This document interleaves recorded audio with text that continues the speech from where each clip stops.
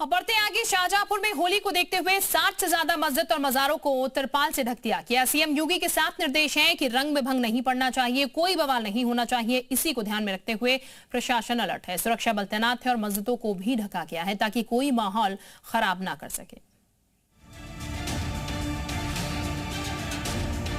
देखिए शाहजहांपुर की मस्जिद पर तिरपाल, अब दूसरी मस्जिद देखिए, अब तीसरी मस्जिद देखिए, यानी कहीं भी नजर दौड़ा लीजिए, चारों तरफ आपको मस्जिद पर तिरपाल नजर आएगा।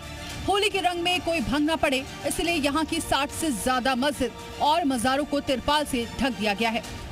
शाहजहांपुर में सबसे अनोखी जूते मार होली खेली जाती है।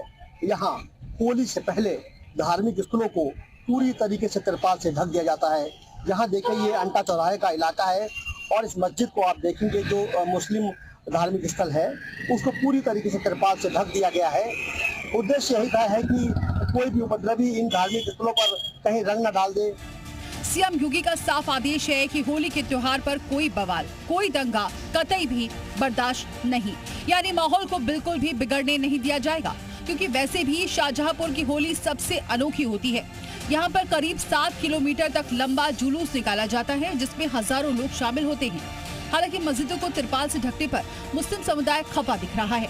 उनका कहना है कि अगर मस्जिदों में बड़ी तादाद में फोर्स लगाई जा रही है तो फिर तिरपाल से क्यों ढकी जा रही है मस्जिद? उनके धार्मिक स्थल पर कोई क्यों रंग डालेगा? मस्जिद और मज़ारों को और जो भी दरगाहों को ढका जा रहा है वो भी कुछ साल से ही इसकी प्रथा चालू हुई है।